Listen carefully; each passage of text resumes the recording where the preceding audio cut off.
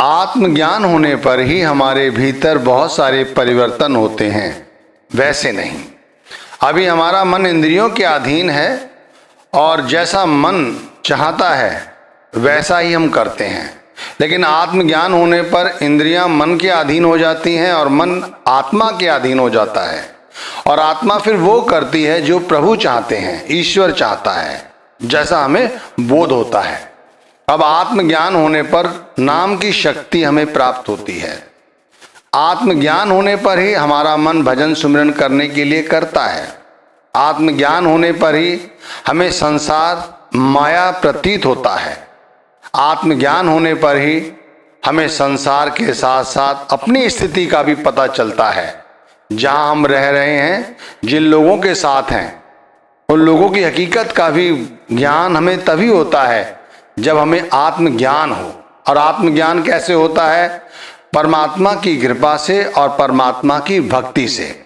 अब आत्मज्ञान होने पर बहुत सारे अचंभे भी होते हैं। ऐसे अचंभे हैं जिनका वर्णन जैसे कबीर साहब यहाँ कर रहे हैं, वो सुनो। बड़े आश्चर्य की बात है। वे कहते हैं कि सिंह खड़ा होकर गाय को चरा रहा है। पहले पुत्र हुआ, उसके बाद माता हुई। गुरु शिष्य का चरण स्पर्श कर रहा है। जल में रहने वाली मछली वृक्ष के ऊपर बच्चा दे रही है, यानी बच्चे को जन्म दे रही है।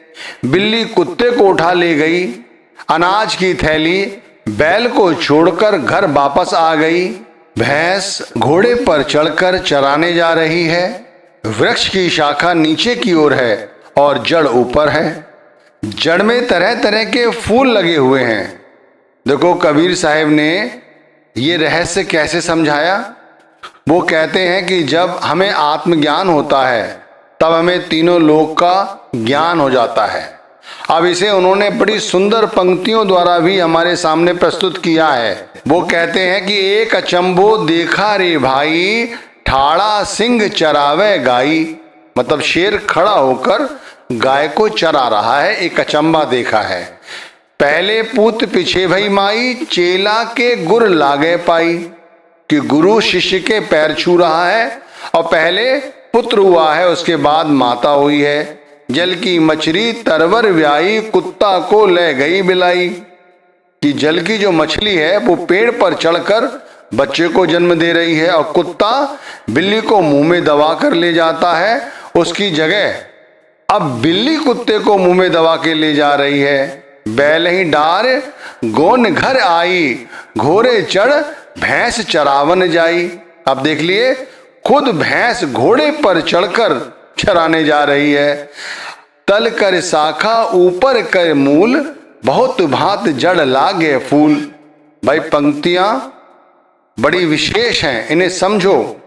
जड़ में कभी फूल नहीं आते, जो शाखाएं हैं उस पे फूल आते हैं। लेकिन वो कहते हैं कि बहुत सी जड़ों में बहुत सारे फूल आ गए हैं।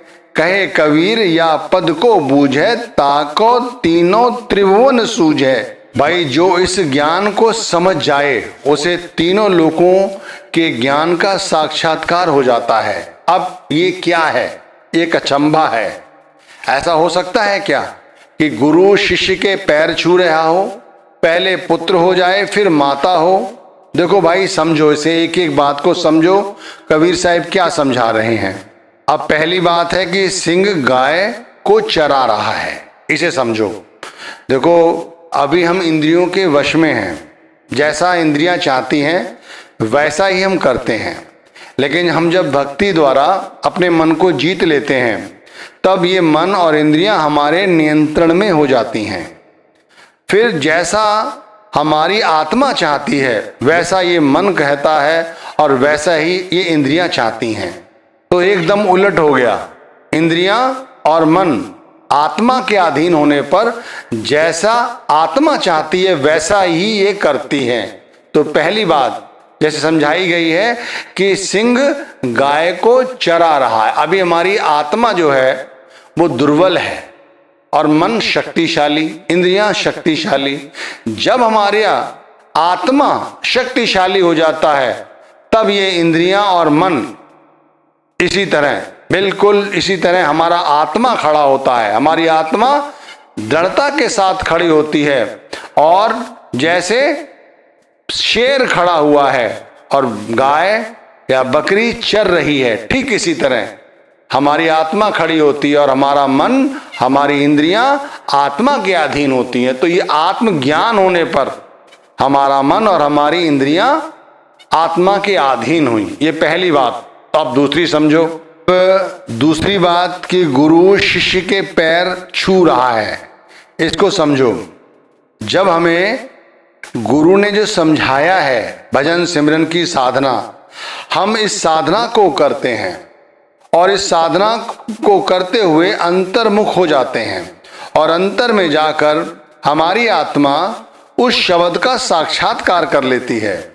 यानी हमारी आत्मा संसार से, मन से, इंद्रियों से विरक्त होकर अंदर गुरु का साक्षात्कार कर लेती है।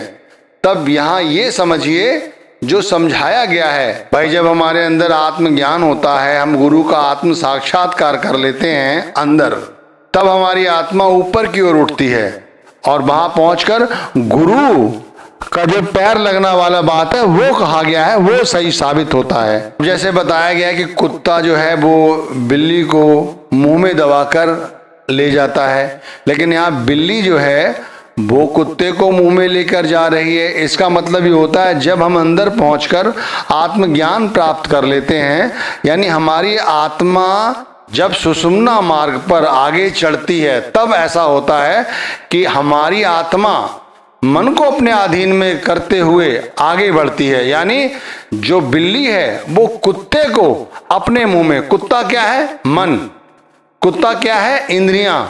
यहां पर बिल्ली शक्तिशाली बता दी गई है। कौन है वो? बैठी हुई आत्मा। इस तरह से इस मन रूपी कुत्ते को, इस मन रूपी आसक्तियों को लेकर ऊपर चढ़ती है सुषुम्ना नाड़ी की ओर, जिसे सहस्त्रदल कवल से शुरुआत होती है।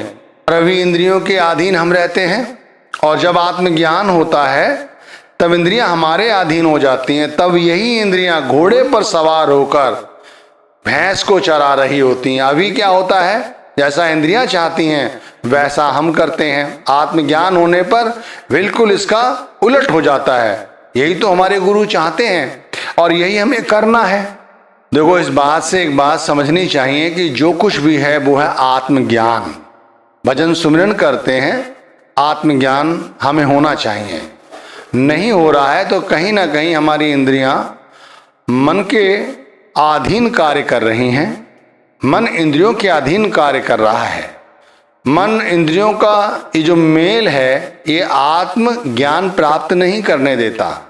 लेकिन यदि हम सच्चे तौर पर गुरु भक्ति करें, भजन सिमरन सही तरह से करें और अपनी मैं मेरी गुरु के चरणों में समर्पित कर दें, धीरे धीरे आत्म अनुभव करें कि संसार में जो कुछ है वो सब माया है। असल जो कुछ है वो आत्मा है। ना ये जलाई जाती है, ना ये काटी जाती है, ना ही इसका कोई अंत है। ये तो अपने वस्त्र धारण करती है। आत्मा केवल मोक्ष प्राप्त कर सकती है। मोक्ष प्राप्त करने पर ये 84 का हिस्सा फिर नहीं बनती।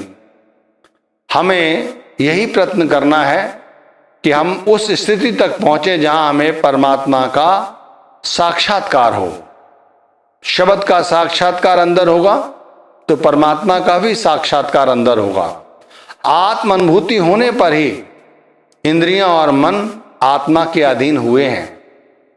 वैसे आप चाहे जितनी भक्ति कर लो, लेकिन यदि इंद्रियों के अधीन ही रहे, मन जैसा चाहता है वैसा ही करते रहे, जैसा होता है, भजन सुमिरन भी करते हैं, सत्संग भी सुनते